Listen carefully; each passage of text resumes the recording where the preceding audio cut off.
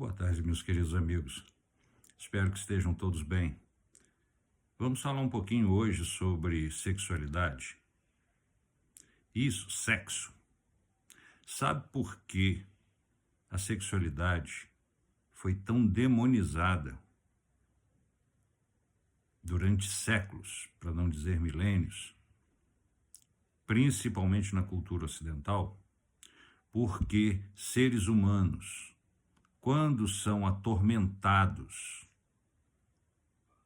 quando são impostos medos, recorrem com mais facilidade aos seus senhores, se curvam mais, se prostram mais, se colocam em situações mais compensatórias para aqueles que mandam. A humanidade vem sendo obrigada a encarar a vida como um sofrimento, porque assim elas pagam os dízimos, elas pagam, para terem seus pecados absolvidos.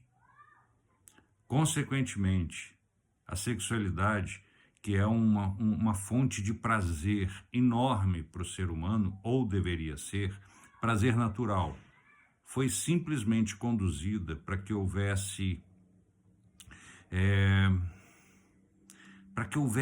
a coisa certa a se fazer. Óbvio que eu estou aqui excluindo a reprodução humana, não vamos entrar no que a biologia chama de reprodução humana, tá?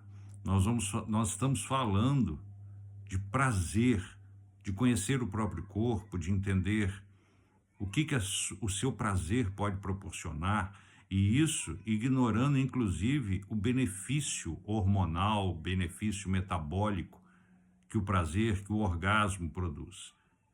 Apenas a satisfação, apenas o sorriso no rosto, apenas a alegria de viver, isso foi perseguido durante milênios para que o ser humano pudesse se sentir culpado e, ao se sentir culpado, pudesse buscar aqueles que representam a salvação, representam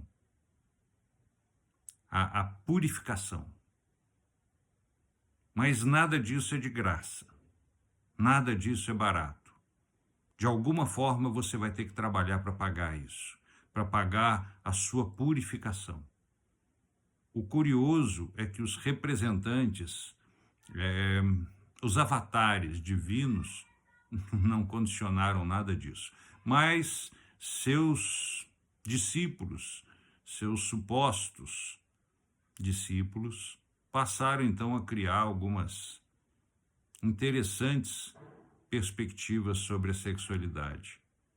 Com isso, nós temos monogamia, com isso nós temos um modelo ideal de casamento, com isso nós temos uma série de relações humanas definidas pela condenação do prazer. Em momento algum, eu estou falando contra os sistemas de relações, isso é monogamia, poliamor, enfim, cada um deveria poder escolher a sua relação humana ideal, heterossexualismo, bissexualismo, enfim, não seria um problema para ser discutido pelos outros, mas sim pelo próprio indivíduo que, interiorizando, que reconhecendo-se a si mesmo, escolheria o que era melhor. Mas, como nós fomos doutrinados para existir um padrão, infelizmente, a sexualidade não lhes pertence, não é sua, tem que ser feito escondido, não pode ser divulgado, não pode ser difundido. Você não pode ter prazer com as coisas que você tem prazer. Infelizmente, você deveria se adequar. Quando você não se adequa, então, você tem um problema de comportamento. Vamos raciocinar sobre isso, gente. Vamos começar a perceber que existe um modelo definido não para o nosso bem-estar, não para que você se sinta melhor, não para que você viva melhor em comunidade, em sociedade. Não é nada disso. É simplesmente para que você pague de alguma forma, ou trabalhando para alguém, ou pagando de outras formas até mais terríveis, para que você tenha o perdão, para que você alcance, então, uma possibilidade de viver algum outro dia, em alguma outra realidade, o prazer, a felicidade. Chegam ao cúmulo algumas condições, enfim, algumas doutrinas de dizer que você tem que viver na merda aqui. Mas quando você morrer, você vai ter, nossa, um monte de mulheres, de virgens, etc., para você se divertir. É insano. Sem querer ofender nenhuma religião, por favor. Fé é cunho pessoal.